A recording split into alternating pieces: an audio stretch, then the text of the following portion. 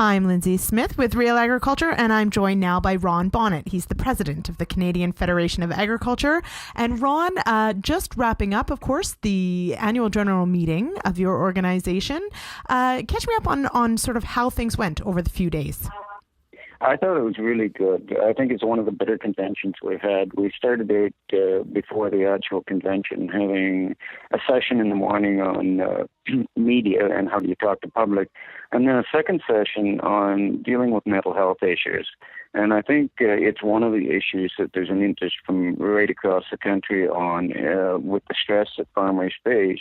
How do you cope, and what are the tools that you need to cope? So it was one of those discussions, and when we put the session together, we wondered how it would go, but everybody was just tied to the whole discussion and trying to find what they could take back to their own provinces to see putting back best practices in place and sort of trying to lift that veil or stigma that is attached to mental health related issues. Right, and as I understand it, you did sign an MOU with the Do More Ag Foundation. Was that a big part of this?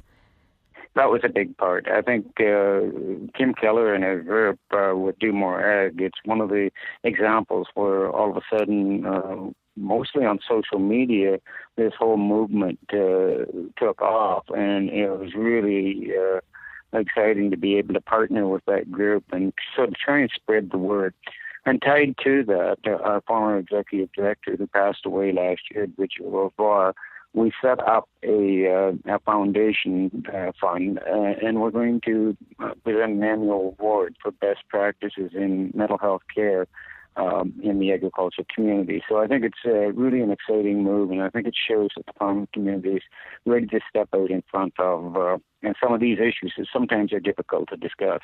Absolutely. So now what I find, of course, also a challenge is you do, of course, represent as an organization all across Canada. So what are some of the challenges in representing all the different industries, all the different geographies, and trying to move policy forward when you have just so many diverse interests to bring forward? So certainly mental health is one of those unifying ones, but how do you sort of move the bar on some of these other topics when you have so many people to represent?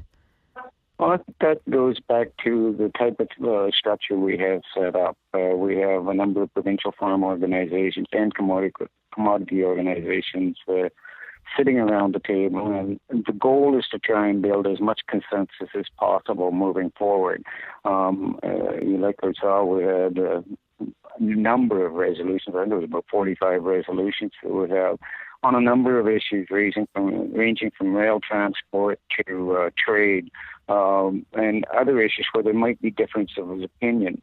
But it's interesting when you have the debate and discussion to find out, even though they may think these differences, there's a lot of support across the country. If one region may be having a problem with a specific issue, another region would step in and help. And a good example would be the rail transportation issue in Western Canada.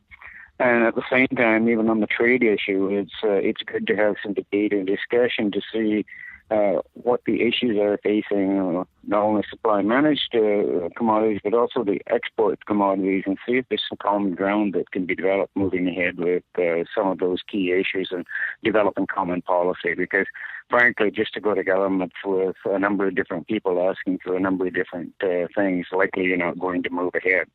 Right. So, and I guess that's one of my questions is that, as you mentioned, there were 45 resolutions brought forward. Most of them have moved forward.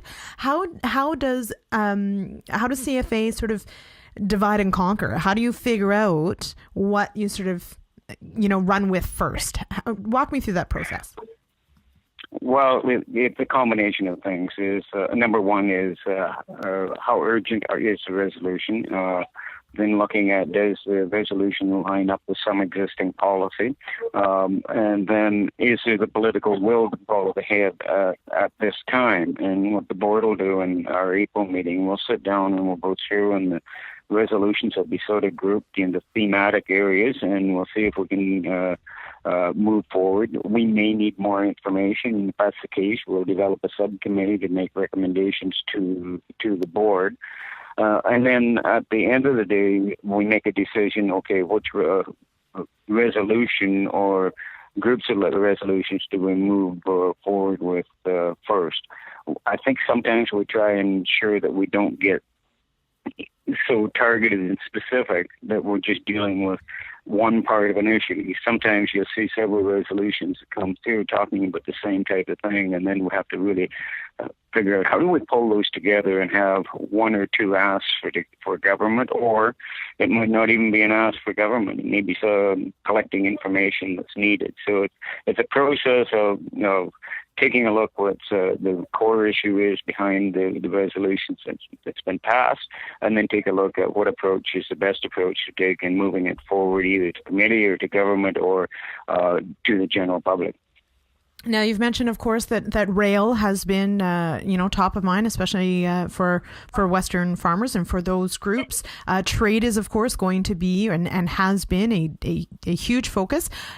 Share with me some of the successes over the past year or two that CFA has really, moved forward on. Well, I think the big one that comes to mind is the whole tax policy issue, where tax changes were introduced last summer, and you saw CFA grouping together with a number of other different groups and partnerships, which happened to be the theme of our convention this year, with groups like Canadian Federation of Independent Business, and pushing back on the government with some of the proposed tax changes. And I think we've basically got a number of our issues addressed. There's still some monitoring to do, but I think that tax policy discussion was a real good example of where working together, different groups can achieve a lot. As you mentioned, the rail issue, we held a press conference on the Hill during our convention, talking about the fact that grain not being shipped is really starting to hurt farmers. And standing on that podium were representatives from the Western provinces, but also representatives from Grain Growers of Canada, again demonstrating that working together we can start to move some of the discussion forward. I think one of the big issues that we've seen ourselves spending a lot of time on, and frankly we're not sure how it's going to turn out yet, is the whole issue of NAFTA discussions. It's taken up a lot of time this year. I know myself, I've been asked down to Washington to present on panels down there numerous of times, and it's interesting being asked by the Americans to come down and explain to their decision makers about the fact that this deal has really worked well. In addition to that, we traveled to several key states, and I know some of our provincial members have as well. So again, it's about leveraging the strength of some of our partners, whether it be nationally or internationally. At the start of the NAFTA talks, we actually had a press conference with our counterpart, American Farm Bureau from the United States, and CNA, which is the same thing as the CFA in Mexico, and issued a joint statement talking about the value of the relationship between the three countries and basically to do no harm. So again, I think the trade file, the rail file, the tax file, those are a couple of the key ones.